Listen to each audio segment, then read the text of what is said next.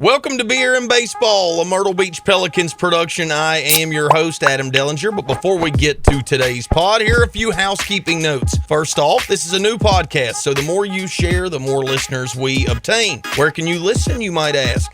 On the iHeart Podcast Network and also on the Myrtle Beach Pelicans YouTube channel. Listen, subscribe, review, 5 stars would be great, and share. That's all we ask. Now, let's go.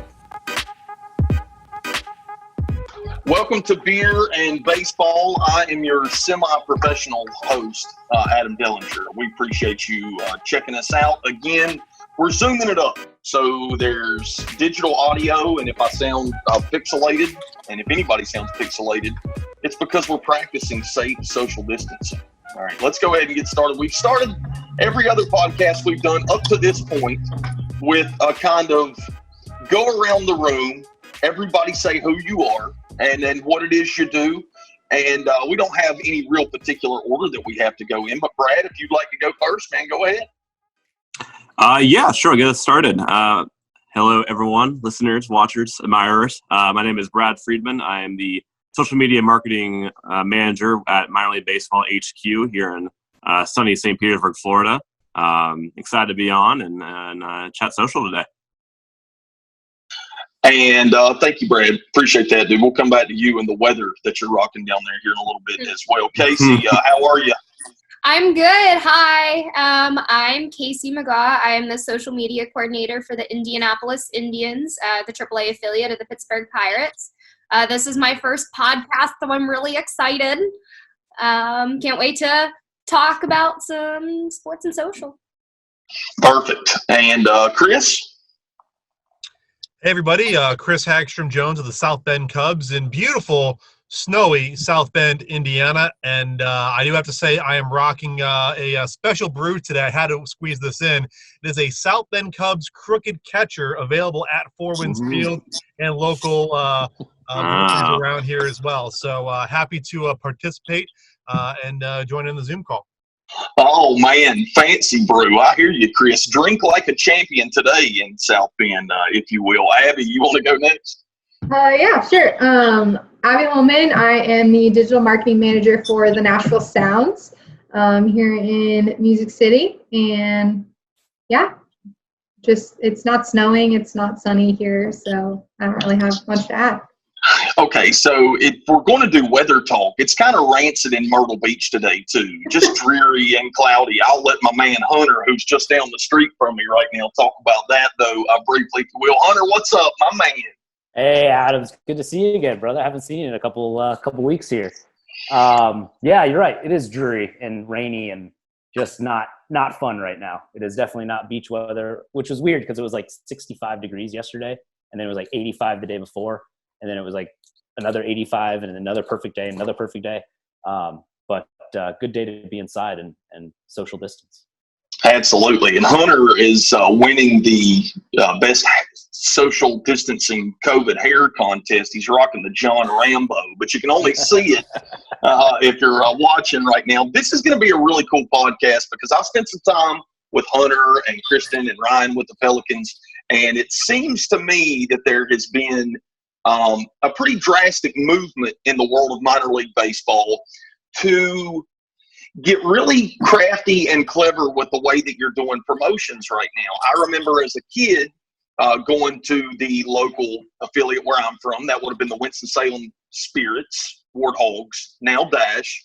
And in the 80s, there were lots of, when I was a kid, quirky promotions that made the baseball – it made the game itself more of an event. Obviously, as a kid, I thought that it was cool. There were always really goofy giveaways, and my parents thought it was neat because there was something to laugh about. Now, at some point, and when I say laugh about, I mean as in having a good time, not like, ha, ha, ha, this is ridiculous, but ha, ha, ha, this is really fun. Now, at some point, minor league baseball had not necessarily got away from that, but with the developments in social media, you guys are having to think outside of the box with the way that you do promotions now. So, Brad, if I could start with you, since you went first in the introductory phase, how is the way that you're marketing and building promotions with social media changed over the course of the last couple of years? Well, I think we had to analyze and look to ourselves was really try to figure out our true identity. And the beauty of social media is that, social is merely a reflection of your brand identity and of whoever you are.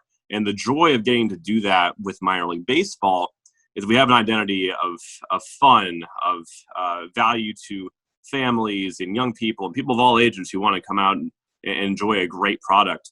And when you crafting a social strategy around that, you build upon those pillars, and you want to represent really the holistic experience that a minor league baseball game is. And you're appealing to, as wide and as diverse of an audience that you might find at any particular minor league baseball game, and you're appealing, just translating that to a digital audience. So whether that's the baseball diehards who want to know about prospects, whether that's the casual sports fan who enjoys watching highlights, whether that's the person who goes to the social experience and craves the outside the white lines content, it's really rewarding and fun to craft a strategy that encompasses all of the fun and joy and excitement that surrounds minor league baseball.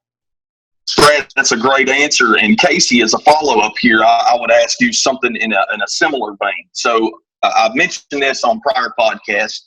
I'm a huge Braves fan. So if the Braves have decided that 3 Tuesdays from now, or whatever, we're assuming that we're in regular times, 3 Tuesdays from now, Ozzie Albies gets a bobblehead and it goes to the first 500 people. Well, every home game on Fox leading up, to the bobblehead night, Chip Carey is nonstop slinging that thing going into every single commercial break. Now, without the luxury of being able to pump something out through television nonstop, how does the way that you market promotions, change, and what sort of social media approach do you take to sort of maybe make up for the difference and letting people be aware that you have something really cool going on? Sure, yeah. So I know that's something we've really tried to do in the past 2 seasons that have been here is, move away from just a standard, boom, here's a graphic, we have a giveaway, boom, here you go. So just trying to figure out fun little ways, because obviously with organic social, we have our audience and we want it to be engaging for people. So for example, for a bobblehead, like how can we, take photos, and how can we make this seem so exciting and exclusive that this is really something you want to be here and something that you really want to get, because we really want to try and market the experience, because obviously we're selling the game, and obviously we have this giveaway, but how do we make that seem exciting?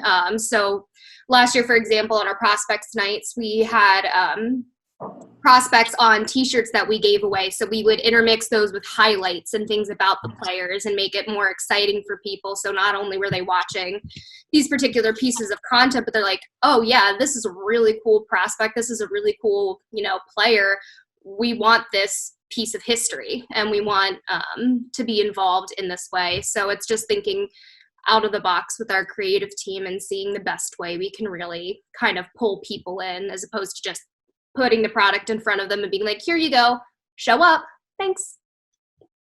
And again, so that you guys don't feel like you're just talking about basic rhetoric, I promise that everybody is going to have the time to brag about whatever kick-ass promotion that you've done at your place, because I love hearing this stuff.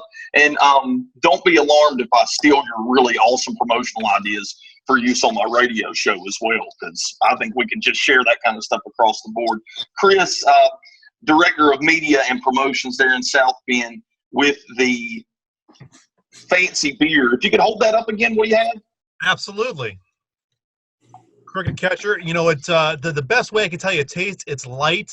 It's airy, and so if you wanted to crush 10, you can. But it's also just a good, enjoying sipping beer. I will say this, Chris, on the beer and baseball podcast, we don't believe in the sip, we believe in the crush. So I'm glad that you have a beer there that we can certainly do that with. Chris, you've been doing this for a minute now. You've been involved with various teams and various sports across different levels.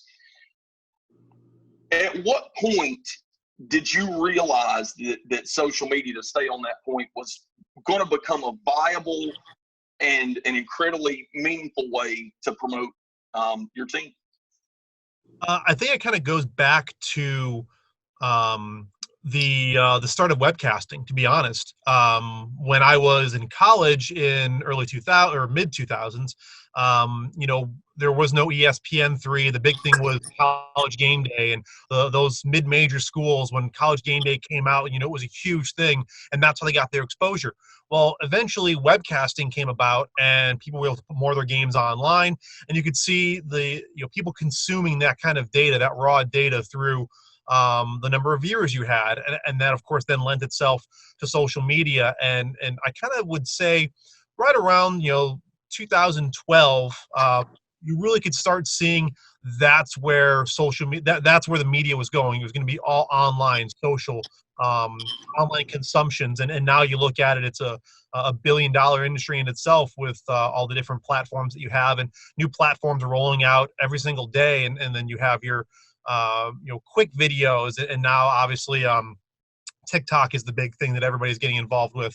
So you have those flavors of the month that'll come and go, but then you have your mainstays, and I think that it all really started from that early 2000s. How can we get content out to people? Well, we have this thing called the internet. Let's kind of utilize that, and so that was kind of a slow build to where we're at today. And now you really can't have an organization, whether it be a minor league baseball team, a professional sports team, or a cupcake shop locally, without having a social media platform. Now, Abby, we're going to talk about some content and the ways that you guys come up with that, now that we've sort of done the broad overview of how social media works in minor league baseball. You spent some time with the Kansas City Royals, Abby, and it's no secret that obviously at that level, the teams are bigger, there's more input, you've got more people feeding you ideas and helping you come up with content. When you were writing content for the Royals, as opposed to now you're sort of directing everything with the Nashville Sounds, how does that experience help you with what you're doing now? And are you actually having to do more work? Yeah, I mean, I was an intern at the Royals, so I would definitely say that there was a lot of learning and more like direction from the full-time staff there, and they really helped me like understand the concepts of how to operate at a baseball game and how to fill content for 162 games and what that looked like. And so I think that, yeah, there's way more eyes on you, and you have way more interaction with interaction opportunities, I should say, like with your fans, just because there's arguably more eyes on the MLB than MILB at times. But I think that experience definitely allowed me to pull ideas and even just like organization concepts and put those into practice in Nashville. I mean, when I got here in 2017, we didn't really have a like calendar or a schedule of any sorts that was just like what we're posting for the day and how that looked. And so my experience in Kansas City, just even with that simple basic level thing, allowed me to kind of put that into play and elevate kind of where we were from those basic level of things, just because you're exposed to so many different tools and concepts from an MLB level at times. There's all these different companies that want to work with the MLB, and so there's a different product every month that, hey, we're going to have you test this, or we want to see what this looks like across MLB. And it's kind of fun because now I can see those in MILB too, of those little nuances and different tools and things that social media managers and marketers can use. Kind of those companies like to start at the top, and they want those big names to get them. And so once those went through MLB or were tested or whatever, you can see the changes and you can see the benefits and updates that they've made as to how it works in baseball, which is awesome. Perfect. I'm going to follow up on that too here in a minute. Hunter, this is a true story I'm going to tell you, man. Brody, who is on our sister station here, guys, by the way, I do a morning show on a country radio station, not my preferred genre of music, but we got this accent that's kind of your pigeonhole there. That's what you do. You talk about cowboy music. Our sister station, though, is our top 40 here, and my buddy Brody told me, it was about 2 weeks ago, he said, hey man, I feel like the Pelicans have gone like super professional on their social media stuff. And it's pretty clear that you guys, as far as, I'm going to say quality of the content, but I'm not talking about the content specifically. I'm just talking about, you guys are doing a lot of high-res video now. You're getting creative with your editing process and all. And I wanted to ask you specifically, Hunter, how much time do you guys devote as far as the creative process? What's the brainstorming look like? Who's in the room? And ultimately, how are those ideas sort of funneled down and fleshed out? Well, I mean, to be honest, I think a lot of the inspiration comes from the folks that are on this call right now. When we talked about bringing people on, the first thing I thought of was, who are the accounts that you watch to get the inspiration, or to see who's trying to push the limits as to whatever the next innovative idea is. And that not just minor league baseball, but all over sports. But you take a lot from everybody that's doing different things. Casey and Indy might be doing something, the way that they present their graphics or their specs that might fit for us, that we want to pursue. Nashville might be pulling on the heartstrings on an emotional video that they put out. You pick and kind of choose different things from other teams. I think anybody would say it's a copycat league, and that's a good thing. I think that's kind of the highest form of flattery is, you recognize your peers that are doing well, and you try to implement those ideas. As far as our team, we're incredibly collaborative. It's not coming out of one office. I say that every single day. It does not come out of one office. We sit down and we have discussions that, with a certain number of people, but that doesn't mean that we don't take ideas from everyone. Even just last night, I got a text from our box office manager sending me links from other teams and other brands that were doing stuff, saying, hey, this is a really cool idea. We get ideas coming from our turf staff manager, from concessions. It really doesn't matter. It's just a matter of what we can do. And I think right now we're in a really good position where, and I'm sure everyone else would agree, is that we're in a creative spot right now. There's nothing to do. We're just kind of sitting around. And so now's the time to try things, to be creative. If something doesn't work, oh well. If something does work, let's keep trying to make it better. As far as like the quality of stuff, I think we have a great team of whether it's Kristen or Ryan Nicholson, Sammy Parnell. We have a ton of different people that all do different little things, right? It's not just one person. So I would love to take all the credit, but absolutely cannot. It's 4 or 5 different people putting together one piece of content, and while somebody might have the idea, then it takes other people to make it happen. And then all those puzzle pieces fit together, and you see what's going on. And oh my gosh, who is that, Brad? Look at that. Hey, a little noisemaker. That's who it is. Wait a minute. That's what I'm talking about. All right, another guest on the show. Who is that, Brad? This is Ash. Yo, Ash, what's up? Something in the hallway. He's a very good boy. This is cool. where you need to be watching the YouTube version of this. If you're just listening to it, you're missed out on absolute perfect dog content. Yeah. Absolutely. Like and subscribe. Click the bell icon for notifications. This is a great transition. Ash, who is your favorite follow on Twitter? He tells me it's a tie. There's Turbo and Bowling Green. There's Brooks and Frisco. You can't pick just one. Hey Brad, I will stay on you for a minute here. I relate everything back to music, sort of to follow up on what Hunter was mentioning there. I do feel like in the earliest days of social media promotion, we were, at least in the radio and television world, we were way more hesitant to share ideas, right? They're ours. That's our idea. We're not sharing that. You think of your own stuff. And then there's been this shift where we've sort of realized now that when we share ideas across the board, you may turn that idea into one thing, and then the thing that you've turned it into inspires me to do something entirely different. I think that happens a lot, and there has been a shift in the way that we're being more forthright with sharing ideas. With that said, who do you look to, teams, organizations, people in general, to draw inspiration from in your own situation? Sure, and the beauty of especially minor league baseball and this our plethora of markets and fan bases and partners that we're trying to serve is that, there's a diversification of content, and there's a diversity of kind of content that works in certain places and certain nights and certain teams, and it's really kind of beautiful to, honestly, from our level, to watch it all come together. And in terms of inspiration, I mean, again, so many teams excel in so many different areas, and you find yourself kind of picking and choosing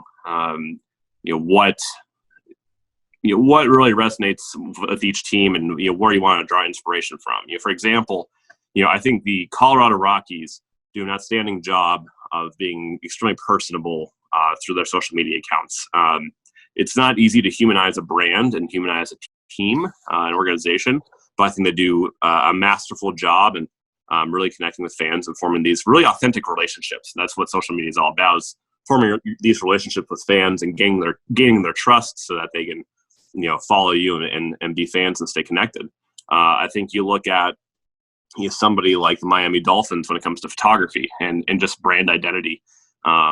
There's something really powerful in looking at, especially the Dolphins on Instagram, and seeing their array of photos and videos and just the style, the colors, and you see that piece of content as just so originally Dolphins, and they really take ownership of a style, and something they really cultivated themselves, but something that they drew from, hey, we're in a coastal vibrant city, we're going to play off our colors and play off our vibrancy and really kind of hammer down that this is authentically Miami. And I think they do a really fantastic job in honing in on that. And my gosh, I mean, the examples really go on and on and on.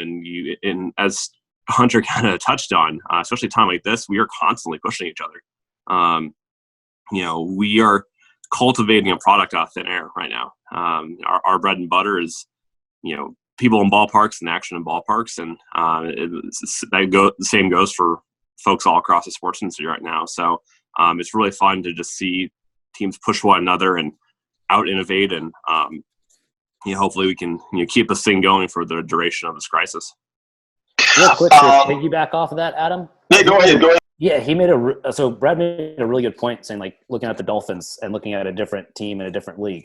So one thing that we did in Myrtle, and it was one of the first things that I think when I came back in 2018 in May. One of the first things that I noticed on our Instagram page, not that it was bad at all at the time, but you want to start kind of rediscovering your voice and rediscovering your brand identity, like Brad was saying. I noticed that the New York Jets, it was in some article, they had it was an article on their social approach, and they took their inspiration on their Instagram page from National Geographic, and they said it's the Natgeo Effect. We want people to look at it, and you're going to see good photography, and it's going to be, and that's what Instagram is. It's going to be good photography, and it tells our story in our photos. And that really stuck with me, because not only here's a professional team taking a cue from a completely different brand, completely different audience, and using it to their advantage. And so we decided, I call it the Natgeo Effect, where our Instagram is, we try to keep that aesthetic as much as pictures, and as much as those high res storytelling photos, so that you can take one look at our account and what you're looking at. And so we've kind of veered off of the graphics and veered off of everything else, and really tried to stay with Nat Geo. But that's just an example of taking inspiration from one team who took inspiration from a completely different medium and applied it to their own to fit their brand, which I think everybody here does. Can I be a sports fan for a minute? Is that cool? Can I do that? All right. I have been a paid member of the Dolph Fan Club since 1996. Used to send me a T-shirt and a keychain when I was a kid. I'm glad they're great at Instagram, because they haven't been a relevant football team since 1999. So I'm not calling it the Dolphin Effect. We're going with the Nat Geo thing until my Dolphins can win more than 6 football games. I did want to follow up too with Go Dolphins, by the way. Nobody wants to listen to me complain about my Dolphins, so if I get an opportunity, I'm gonna take it. Casey, I want to follow up with you now, kind of along the same lines, except not necessarily where do you draw inspiration, but at any point did you think that you would have a device in your hand at all times and be getting paid for it? Honestly, no. I started in sports social back in 2017 as the new media intern with the Pittsburgh Penguins, which was a great time to be with that team, might I add. And it was my first introduction into the fact that this could even be a career. Previously, like, I saw team social accounts, but I had never really thought about, like, oh, hey, this is a full-time, serious job. And, I got there and I fell in love with it. And now I do get paid to carry this thing around. It's, like when you go back home and your families are like, put your phone down. I can't, it's my job. But it's awesome. It's surreal. It's really cool to be able to be that digital connect with so many fans and so many people, especially at a time like this when they aren't in the ballpark. One of my favorite things to do is those pieces where people are just replying to us and starting conversations and just talking to people. And the fact that I get paid to do this is honestly incredible. And I'm with a really good team that is really creative and gives those ideas and makes my job easier. So it's pretty cool for sure. Yeah, absolutely. And I wanted to ask Chris a kind of a very specific question too. Again, the social media thing, it seems to be taking center stage now, but we talked a little bit about rebranding on the last podcast that we did. And it occurred to me after the fact, because I was sitting and thinking about it, like, you guys are in a really interesting situation in minor league baseball, because at no point are the New York Mets going to change their name and start wearing green and yellow uniforms. Like, that's not going to happen. So when a major rebranding shift comes along, like what you dealt with the Chicago Cubs affiliation, I guess the question is, what is the line of thinking there, and what was the best thing that you did on social media as far as implementing that rebranding? Something that really worked for you guys. Well, Adam, to real quick point, I don't think anybody in their right mind would wear green and yellow colors. It's just a terrible color combination, even if you live in Wisconsin, but we'll leave it at that. There's my dig at the Green Bay Packers. Sorry, everybody. For us, we were in a great situation. We were 90 minutes away from the Chicago Cubs. And when we became the Cubs affiliate, it was natural for us. There was a huge Cubs contingent in our area.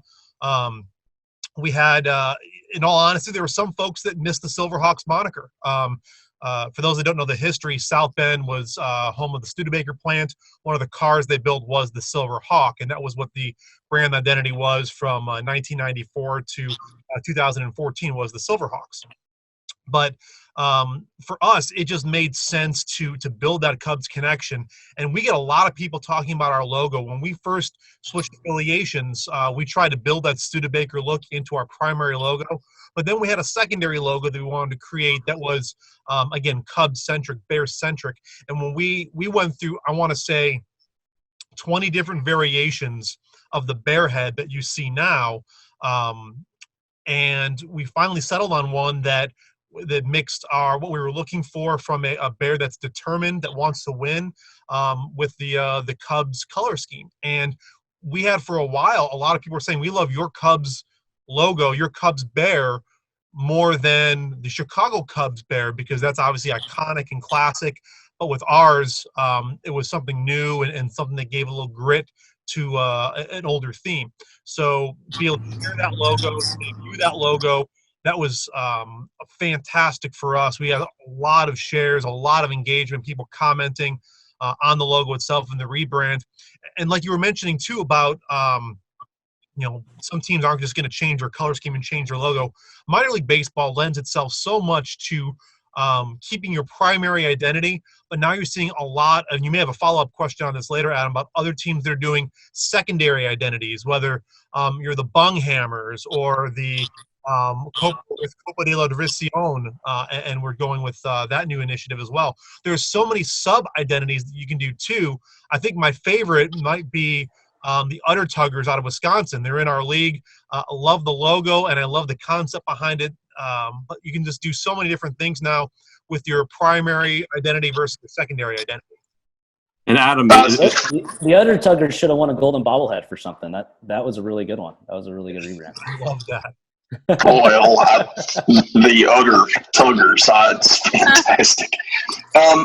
Let's do this now. I'm excited about doing this just because I get to see firsthand what the Pelicans do. For several years now, I've watched the crazy stuff, the outside the box things they've done. What's the coolest promotion or the coolest idea, the craziest out of the box thing that got the best response with your organization? We'll start with Abby. Man, I guess like kind of one of the classic things that we're known for, at least at the ballpark, is our Country Legends race. So everyone has their version of some sort of food or ketchup or condiments or whatever it is running around the warning track. And we use giant versions of Reba, Johnny Cash, George Jones, and Dolly Parton. And so they're kind of our, like, outside of our mascot, they're kind of one of our, like, figureheads. And so we play on them as much as we can with things. So right now we've got a social media quiz that's which Country Legends racer are you? And so it's a personality quiz of, are you Johnny, George, Reba, or Dolly? And it feeds into a lot of our promotional items as well. So this year we are doing a series of wind-up racers. So there's a different one each weekend or each month or whatever it's going to end up being. But you can come on Saturday and get your Johnny wind-up racer, and then you can come in a couple weeks and get your Dolly wind-up racer.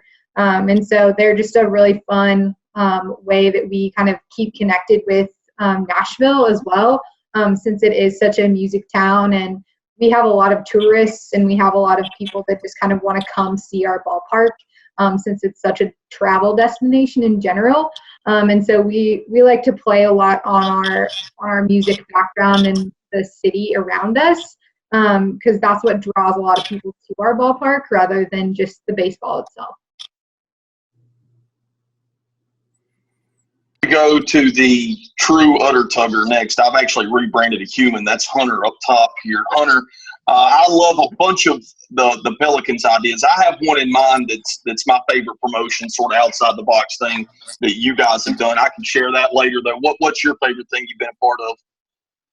That's a tough question, because I think there's different categories as far as like what your favorite thing you can do, right? I think some of the social content that we've put out has been some of my favorite. Obviously, I think the easy play is Slider. Dogs play, right? If you're talking about your promotion at the ballpark, I think there's something you can do with community. There's also the kind of the wacky, fun, organic stuff that's come up. Our knocker ball stuff, it's not anything new. People have done knocker balls. It's not like we invented it. But the way that we've been able to grow it organically, and then we ended up doing a knocker ball tournament where we did knocker ball every single half inning. Stuff like that's fun just because of the way it grows organically. A lot of the same way, like if you put out a piece of native organic content and all of a sudden somehow it takes off, right? It strikes a chord with the audience. That's always really cool.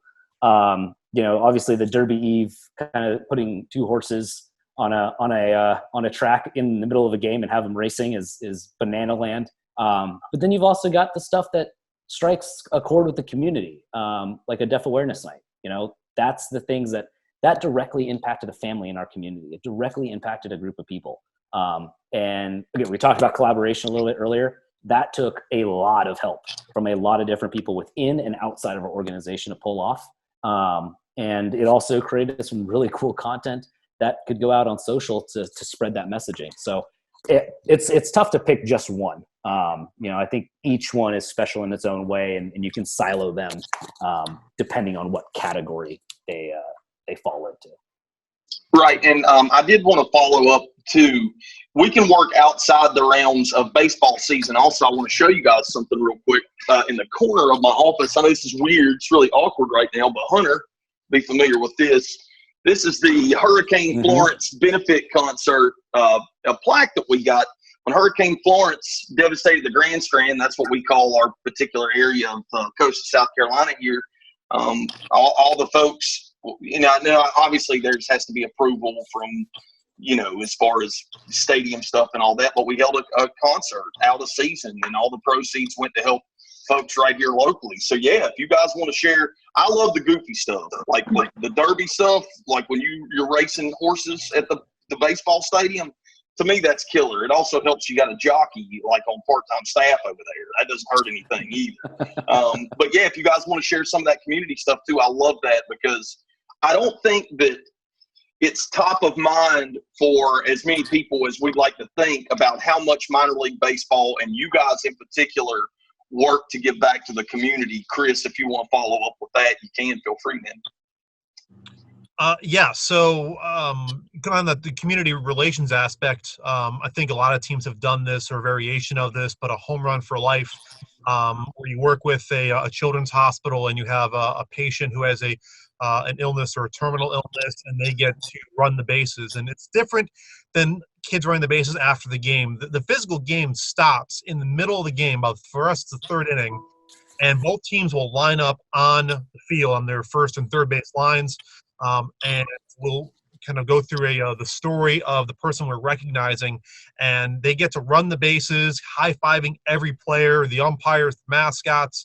And one that really got to me was a couple of years ago. We had a recipient who we actually had moved up because their illness was terminal, and one of their final moments that they wanted to run the bases at a baseball game. And so we got a chance to get him out there. He ran the bases, and unfortunately, a few weeks later, he had passed away.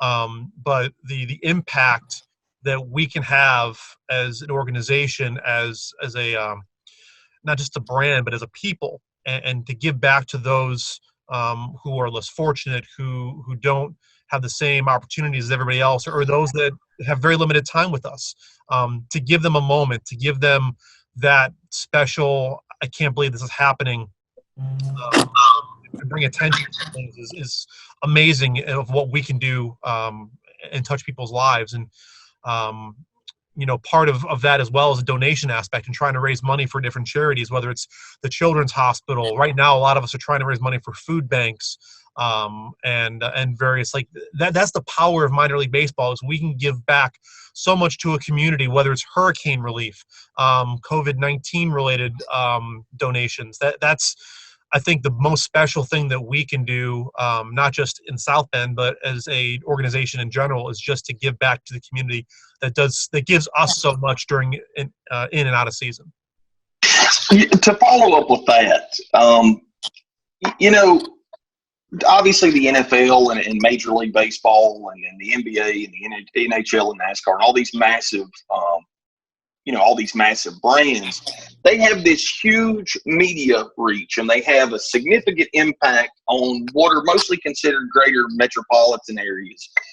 Brad, I'll send this question your way. Do you think that the fact that minor league baseball are shorter staffed and more locally driven is the reason why they have such a greater impact? And I'm speaking directly to their individual community.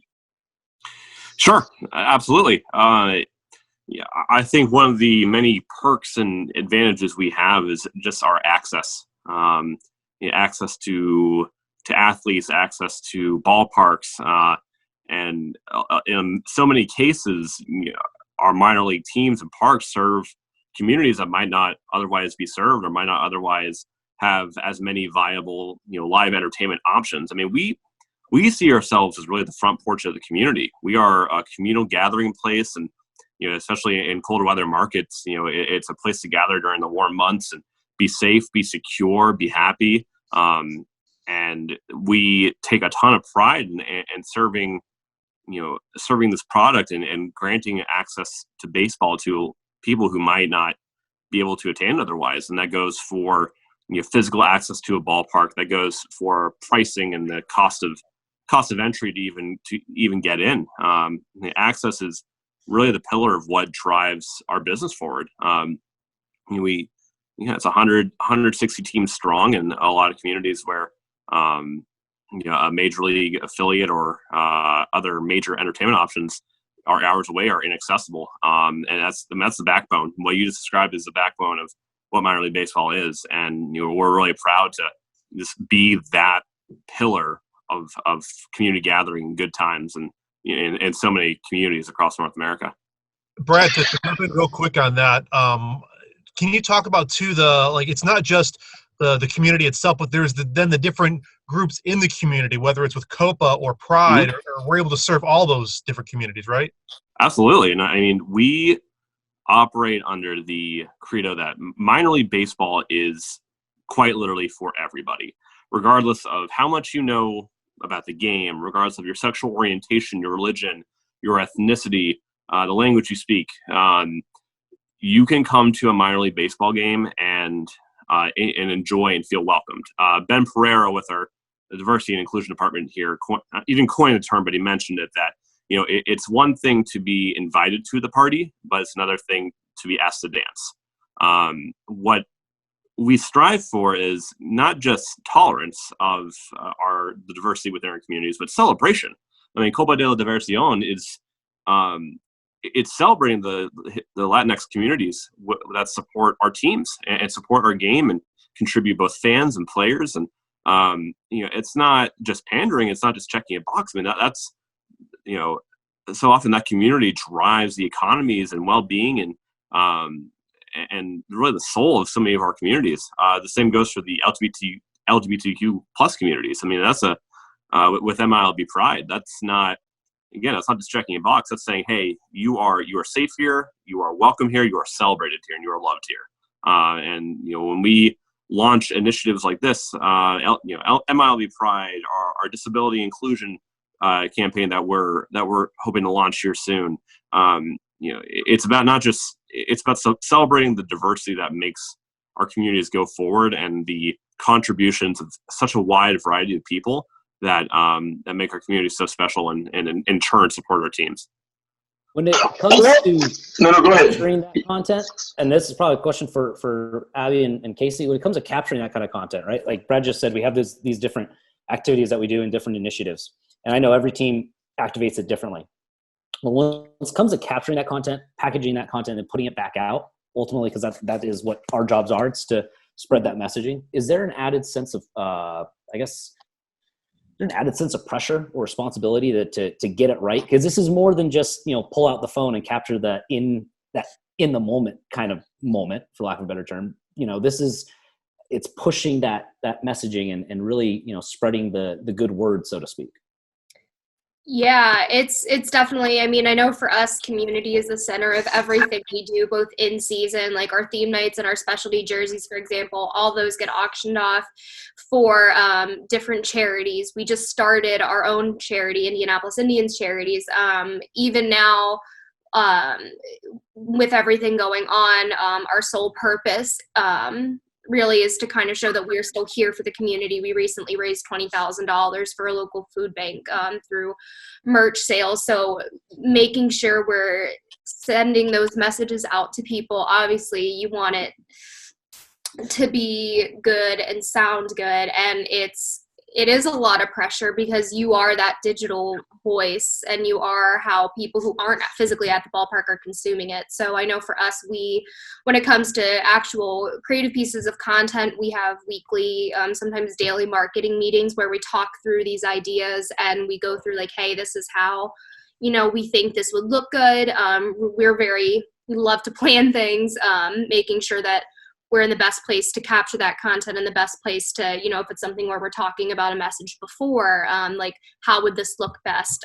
When I write copy, I will very often send it to different people to look at and make sure that, hey, how does this sound? How does this look? If there's a community initiative, I will reach out to our communities relations team and be like, hey, what are some talking points? Like what kinds of things do we need?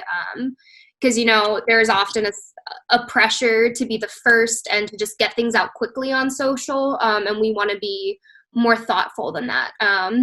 So we definitely plan a lot and think a lot. And obviously on game days, you don't have a ton of time to necessarily think, but I try to think about it before, like, oh, hey, I know we're raising money for Teachers Treasures today. So how will that messaging sound when we have our jersey auction total? We're raising money for a food bank. What kind of graphics do I want to create and to have to showcase that? And how do I want to phrase that messaging? So it's definitely just slowing down and making sure that we're really thinking about what we're doing before we're doing it, and not just spitfiring it out, because it's better to get it right and have it be quality than to have it be quick. In most cases, that's not always the case, but in most cases. So it becomes. Oh, sorry, Adam. I think. No. I was gonna ask you to follow up there. Yeah, I think it just also becomes a more of an information point at certain points of time than you even realize. I know, like, it's been a rough month for everyone, but Nashville started March with a tornado literally in our ballpark, and so that was very eye-opening for me. We became a physical point of refuge and resource and help for a large majority of North Nashville and Germantown, where our ballpark is, and it became a place for people to drop donations. And so my communication strategy went out the window for 2 weeks of, okay, this isn't important anymore, and I need to tell people that we need tarps and we need clothes and we need food. And obviously that's a very extreme example and not something that I would have ever anticipated, but I think there are places where that communication ebbs and flows of you're really just a literal resource at points. And we had news stations telling us, like, we're sending people to your content and to your social channels because that's where the most up-to-date information is, because you're on the ground and you're in the neighborhood and you know what's happening and you're hearing from people. And so we were a resource for people for 24 hours a day for a week straight of where those relief efforts can help. And then a week later it was, okay, single game tickets are going to go on sale. And like, what does that matter? You were talking about what people need to function versus, hey, we are going to play baseball. Like, can you buy a ticket? And how does that look and what that voice is? And obviously, like, that's all changed now too. So I think it's this balance of us trying to figure out how to best read a situation and how to best communicate with the people, because we all know that messages can be misinterpreted digitally anyway, and so that's already a barrier that we have. And I think that is something that is in the back of everyone's mind who does this, or at least is on social and on a daily basis of, okay, how am I making this sound, and how does this relate to what I said last week, and how does this relate to what I'm going to need to say in the weeks to come? And so that, I don't know if pressure is what I would say, but there is that continuity and kind of that brain trust that your organization has. And from our marketing team to our communications to our promotions team, we all try to have that kind of collective conversation or brain trust of, this is what it looks like on field, and this is what it looks like in a press release, and this is what it looks like on social, so that there's some sort of flow, or there's some sort of rhythm to what we're doing and what we're saying, so that it's not a disjointed piece. But obviously when things come up, like you're all working from home for a month, it gets a little complicated and is a new thing that everyone just kind of has to navigate together. And I feel like communications is a lot of that anyway, of, all right, this is our new problem, or this is our new talking point. And so how do we navigate that as an organization? Now, I did, while you were speaking there, Abby, I talked about this on my radio show a lot.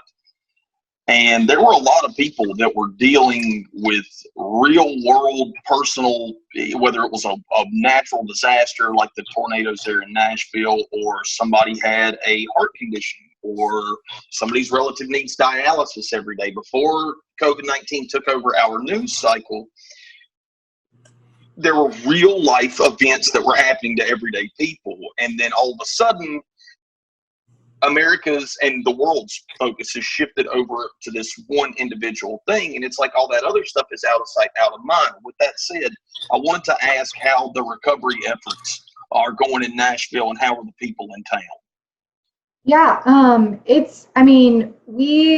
we've been trying to keep up with that just because it's also, we know it's affected our community. I drove down a street the other day that I don't normally go down, and it was a neighborhood near me that, it just still looks devastated. Like there's tarps everywhere, there's boarded houses everywhere. And it's really interesting the timing of all of this because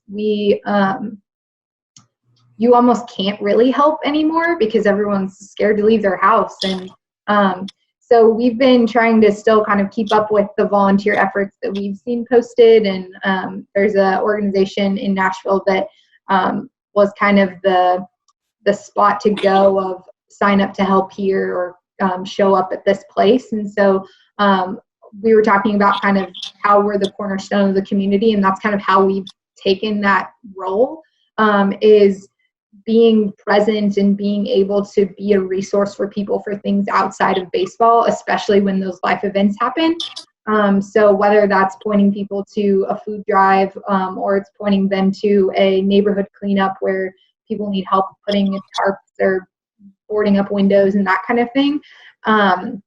Yeah, timing wise, it's been very interesting as far as like the actual cleanup process. I actually haven't been in Germantown in a couple weeks now to see like if they have torn down the apartment buildings they were going to tear down or anything like that. So I think it's hard to say, but it was amazing to see the community in general come together, and from a market that has the Titans and has the Preds, and people kind of look to those big organizations of, all right, well, what are they doing? And like the Titans donated $1 million, and I'm sure the Preds had some sort of monetary donation there too, but we don't have that kind of resource. And so what can we do to fill that space and fill that time? And for us, it was going out into the community. So those relief efforts are for sure continuing, and we had a ton of support from the MILB community, which was awesome. The Smokies are about 3 hours from us, and they drove up a truck of donations and resources, and that was great. We had a ton of teams sharing monetary donation links, and we had like an Amazon wish list going for supplies and things that we know that we needed, and a ton of people reached out and shared those and helped our community greatly. And I think that says a lot about MILB and says a lot about how we are so community focused. And even if it's not our own community, even if it's another MILB community that we know and we can see that there's an effect and that there's help that needs to be there, that we can take the time and support one another in that role too. You guys should all be commended for the work that you do. And when I say you all, I'm not obviously talking about just the people that are on the pod, but the teams that you work for and everybody that, on a regular basis would show up at the ballpark and work at the facilities there, because I know that all of you do such a great job with community outreach. And that is something that should be applauded. Kristen Call, I'm going to ask you to unmute if I could do that real quick. She's the Associate General Manager for the Myrtle Beach Pelicans, who's listening behind the scenes. Can I talk about anything I want to, Kristen? Absolutely. Who is that guy that blew up the Pelicans, who is kind of funny but kind of mean at the same time? He's like internet about the famous. blogger? 85? Yes. You talking about the blogger? Yes. Who has been hit up by that guy? Does anybody else know who I'm talking about?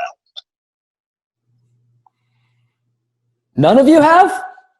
You Me? guys! That's not fair. I didn't think it That's was not fair. either. Wait, what happened to you? Kristen, Hunter, go ahead. I will send y'all links to this guy. He's hit up. I'm pretty sure he's hit up the Mudcats in the Carolina League. He's gotten a hold of a lot of the California League. It's a blogger that lives out in California, in Southern California. He's in Inland Empire guy, which doesn't bode well for Southern California. But he sends, I think it's a shtick, and I think he thinks he's funny. And I'll give him some credit. He is a clever writer. But like Adam said, he's just mean. He's just a mean guy. And he went off on us for better part of the off season because we lost to the Undertuggers. And then he came after our Christmas in our 12 days of Christmas sale. He's come after Slider. The guy's just a mean, and I think he thinks he's funny. But does he have no other hobbies?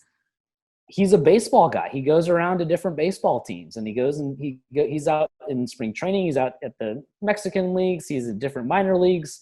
He calls himself the Thirsty Thursday ambassador for the Inland Empire team.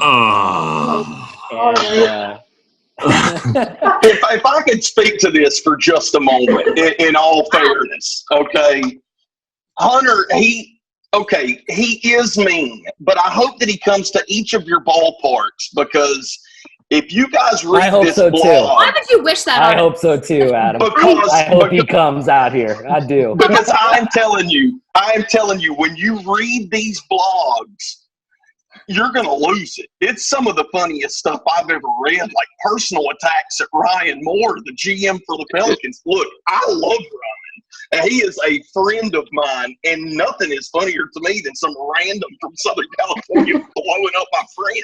I just thought it was fantastic. But yeah, maybe you'll get a visit from that guy. I did want to end the podcast with something I brought up on the last one as well. My favorite Twitter follow is Bill Simmons, and I may be on an island and I'm just a Bill Simmons guy. I just like what he does. Give everybody the best follow you've got. Who is it? Chris, go ahead.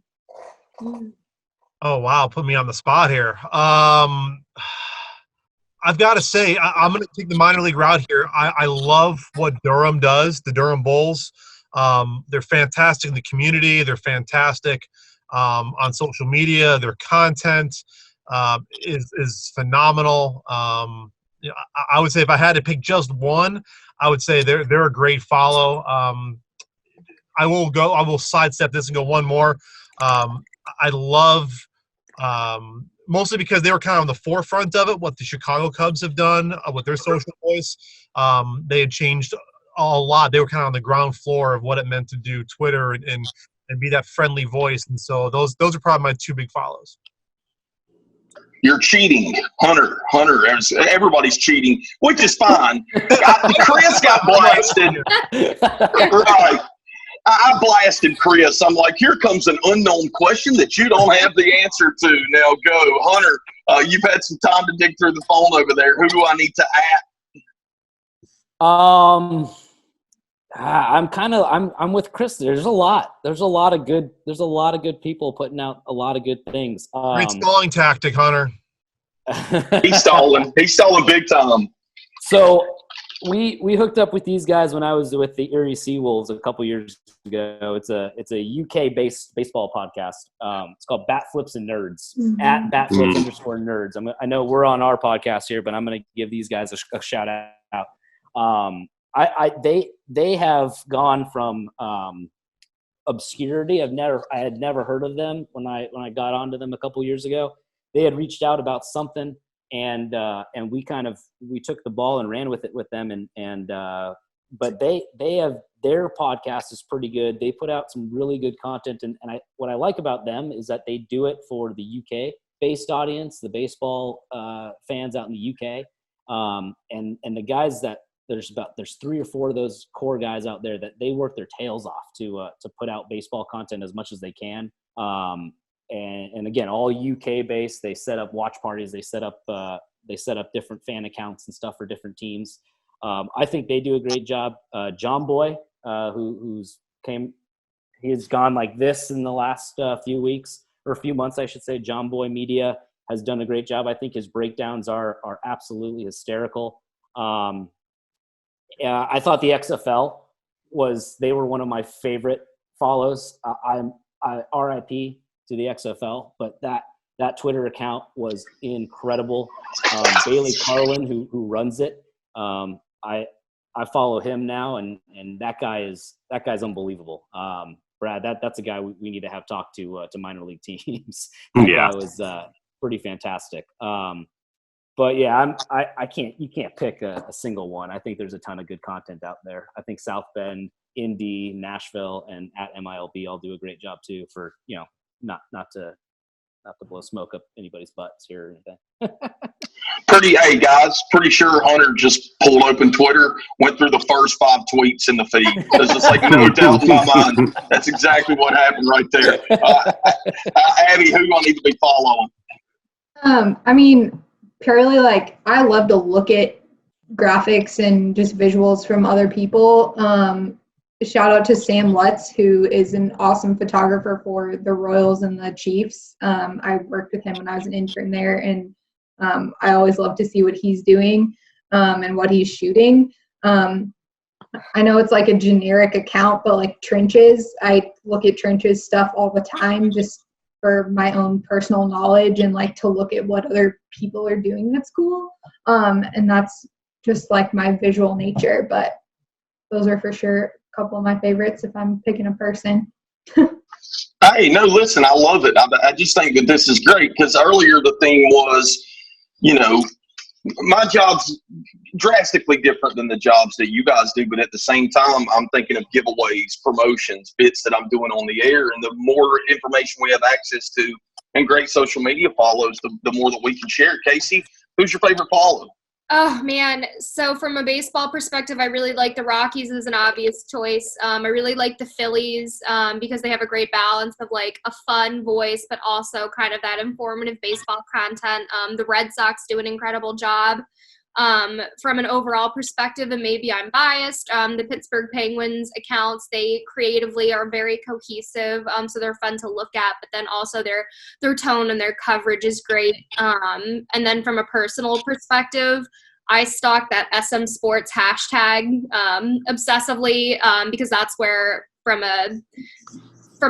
my perspective, I get the most inspiration from other people that work in this industry, but it's hard to pick. There's so many good ones. Everybody on the internet's just great. I love the Bachelor Twitter account. I love watching reality TV show accounts because they are still covering their live events, and the Bachelor always has some really fun stuff going on. So they're fun. Hey, true or false, Casey, you have at The Bachelor while the show was on hoping that your tweet would scroll across the screen.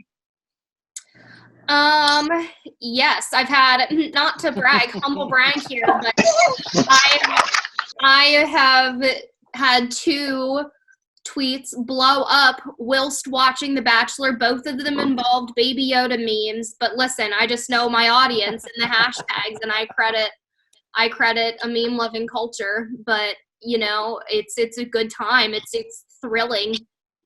It's exciting. I'm going to get with you after the pod because anytime there's just a live sporting event on television and I can throw a tweet that way, they're not picking my stuff up. So I'm not using the right verbiage or something. I don't know what the deal is. Also, you got to do it too. Like when who beat the Patriots this season and they played like hot potato. The Patriots were playing hot potato to like try and well, I tweeted that too. That kind of blew up. So. You know who it wasn't? It wasn't the damn Dolphins. No, it wasn't the Dolphins. Not this year. That was last year. Hey, by the way, guys, 3rd Colorado Rockies social media mention of the day. Hands down one of the best accounts in baseball. Yeah, hands down. When you can just flood the feed with Nolan Arenado highlights, how difficult can it actually be? Nice. I was sucked into that nonstop. Hey, Brad, who's the best follow? I'm going to rattle off a few here since I've had some time to think about it. First, Cut 4. Man, we work in sports. We work in baseball. This is fun. And Cut 4 embodies everything that I think baseball social media should be. It's lighthearted. It shows the best of the best moments. It's engaging. It's humanizing. It's relatable. Jess Whitney up there does an absolutely outstanding job. and running cut for, and really revealing the fun side of baseball, which is every side of baseball, because baseball is fun. I'll also give a show to Jason Matheson. I believe he runs Skull Sparks. Essentially, he is the greatest aggregator of collegiate athletic department content. And as any of you guys know, there's been this massive arms race in collegiate athletics in terms of creative content and investing in that area, which is fantastic considering, hey, these guys are half entertaining fans, half recruiting through, every day of the year. I think Jason does a fantastic job just aggregating that and contextualizing it, because, man, spend a couple minutes on his feed and you'll feel really inspired to go out and create something. So definitely give him a follow. And then echoing Case's sentiments with the SM Sports trend, with that, which I have a love-hate relationship with. Jess Smith, War Jess Eagle, heads up digital with the New York Rangers. La Reina, the queen of social media, she's kind of become. But what I like about her, I think the SM Sports and sports biz kind of community online can be a little stuffy at times, and a lot of times people just don't really. They present themselves as something they're not, or it's braggadocious, or it's really kind of robotic, and it's a lot of positioning too. But what I like about Jess is that I think she keeps it really real, honest, candid.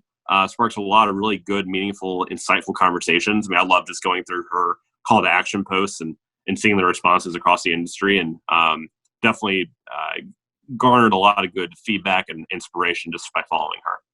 Yeah. Adam, I'm going to add one. That you absolutely have to follow. He'll make you completely better across the board on social media. But Matthew Kovac, who runs social for the New York Stock Exchange, has been hands down over the last year and a half been absolutely the number one source of me being better at the internet. His tweets are, number one, they're evergreen. So if you start following him now, you'll be just fine. But he tweets relevant content about copywriting, about engaging, about audience, about audience trends. I mean, he will make you a better tweeter, and in turn makes you better at social. Kristen Call had asked me a few months ago, what's a list of who do you follow?